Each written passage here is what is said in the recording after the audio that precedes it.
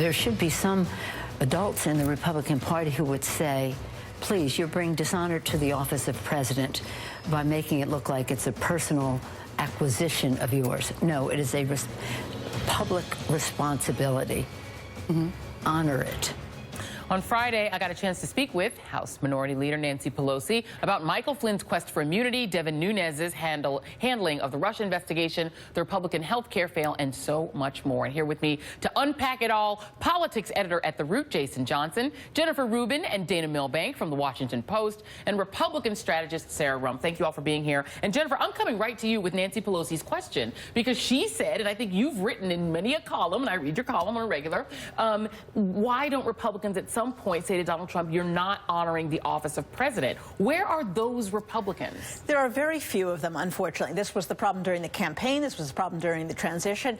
There are a few, and unfortunately, right now, Paul Ryan isn't one of them. And until the Speaker of the House takes some really strong action, nothing's going to happen.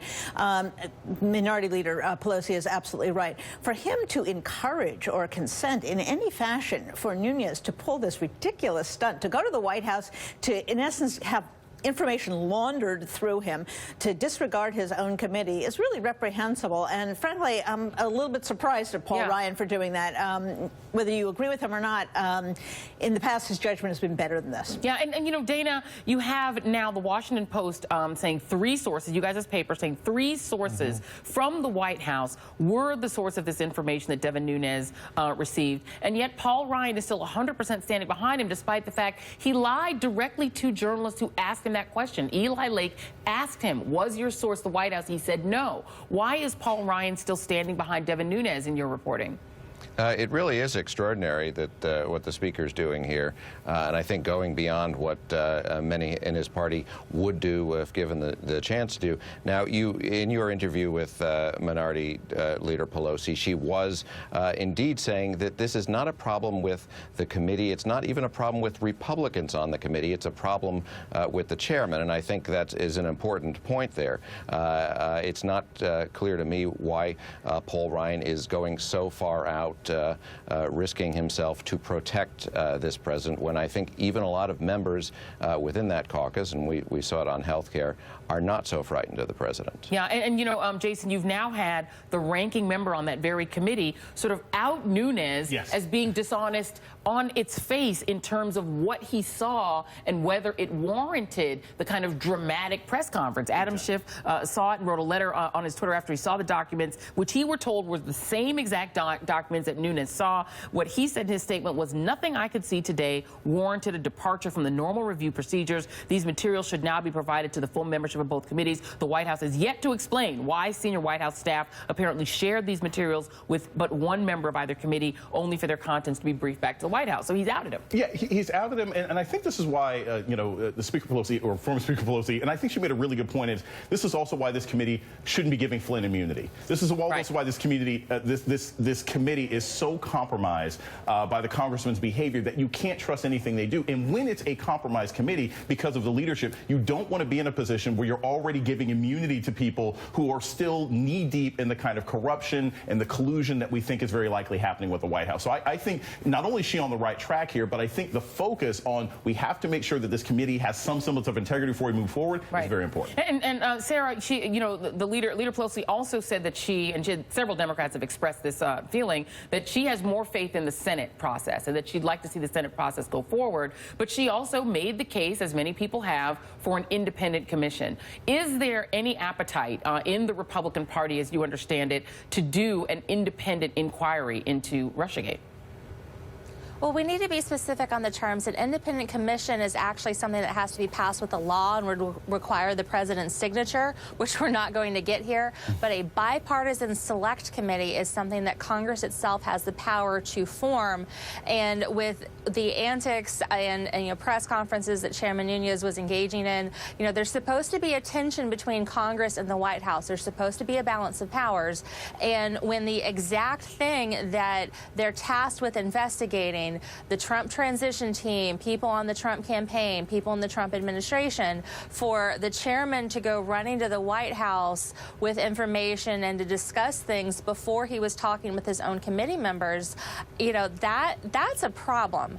I do understand, you know, I find myself in the odd position of, you know, finding a couple things to agree with Pelosi on here. The way the chairman conducted himself here, there are good reasons there's questions. Yeah, and just to be clear, I think you were talking about an independent counsel. The independent counsel statute does have to be reauthorized by Congress. Right. They can do a select committee on their own, and I think that's what Sarah was getting at. But Jennifer, you know, it is interesting, the different styles here that you see between Leader Pelosi when she was Speaker and Paul Ryan. I mean, Leader Pelosi had a fractious caucus, too. I mean, you remember that health care pass, you know, passing Obamacare was not easy. There were parts of the Democratic, you know, sort of caucus that didn't want anything to do with parts of that bill. But her style really did seem to be to sort of embrace and bring people around. I'm not sure what Paul Ryan is trying to do here. The one place where he's shown absolute loyalty, as far as I'm concerned, has been to Nunes, because he hasn't shown it necessarily with the Freedom Caucus. What is going on here?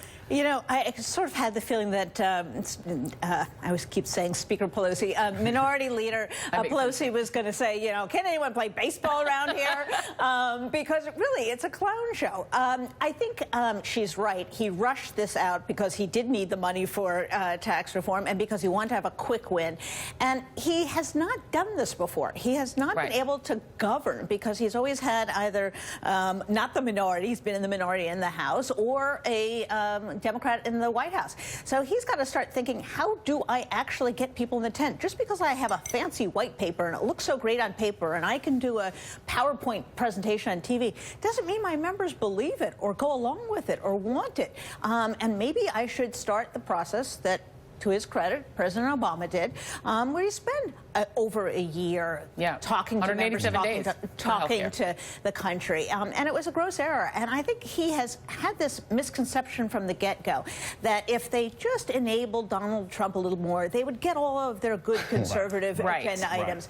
I think that's wrong. That's not who he is. It doesn't make it happen because many of these items are popular. And what's more, it's destroying Paul Ryan's credibility because it's not enough. Even if he would get what he would want, is that really worth the office of the presidency? Is that worth allowing interference by a foreign power into our election? I really think he needs to do some soul searching and come back and figure out what he can do to protect the institution of the Congress and what his greater responsibility is, rather than to a tiny little item on an agenda, which in the big scale of things is not that huge. I completely agree with what Jennifer's saying here. You know, I've always said this is a very frightening end of empire moment. When you have political leaders who are more concerned with domestic power than they are with the actual sovereignty of the United States of America, and that's what we've been seeing from Paul Ryan. But also this, you know, I looked at some old interviews when she became Speaker Pelosi back in 2007, and she just had, even then, even 10 years ago, so much more of a grace, a style, and a strategy, and a charisma. Paul Ryan still seems like the kid who got elected, you know, class president at the last minute because he knew a bunch of teachers, and he doesn't seem to have the respect of the rest of the caucus. He just doesn't. If I could add he's going to have some Joy. problems going down the road. Dana Milbank. Yeah, if I could add something, it may be fairly simple here. Whether you loved Nancy Pelosi or hated Nancy Pelosi as Speaker, you knew she was a strong leader. She ruled that caucus with an iron fist. You did not defy her. She knew where the votes were. She knew how to bring the votes out.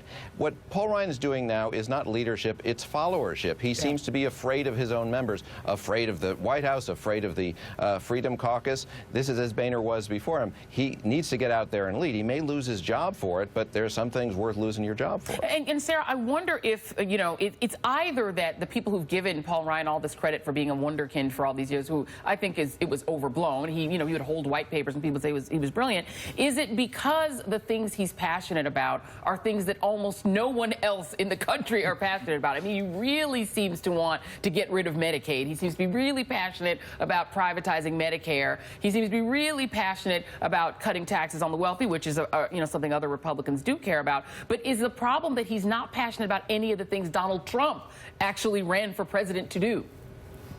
Well, I don't know that I'd characterize Speaker Ryan's passions that way. I've always viewed him as somebody that did enjoy the details of budgeting. I honestly was shocked with the way that the AHCA came out, because there's been conservative think tanks that have been putting forward the kind of wonky, numbers-oriented research that Speaker Ryan has shown an affinity for before. I mean, we have an issue where we have more people who are technically insured, but that doesn't mean that they're getting any more access to health care. We shoved 14 million people onto the Medicaid rolls, and there's an actual death toll from this. The Illinois Policy Institute did a study, and since the Illinois General Assembly expanded Medicaid to allow able-bodied adults to be in the system, there have been over 750 people who have died being on waiting lists for critical care in Illinois.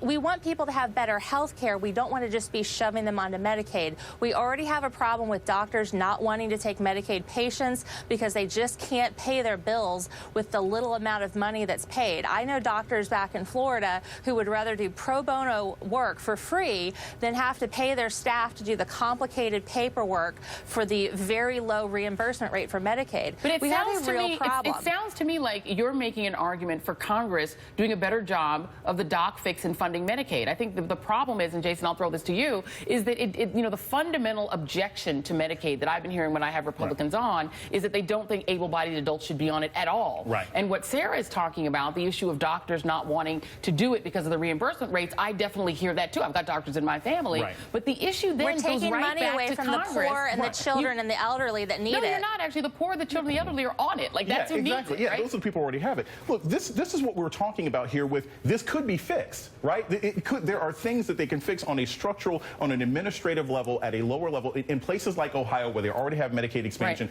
you can fix these things. This Congress is not interested in fixing. They're interested in replacing. And real quick before we go, no, go ahead. You know, there are sane Republicans out there, and the Republicans who have fixed Medicaid are, my goodness, Governor Pence. Why doesn't he help him run the national level? He did run an experiment.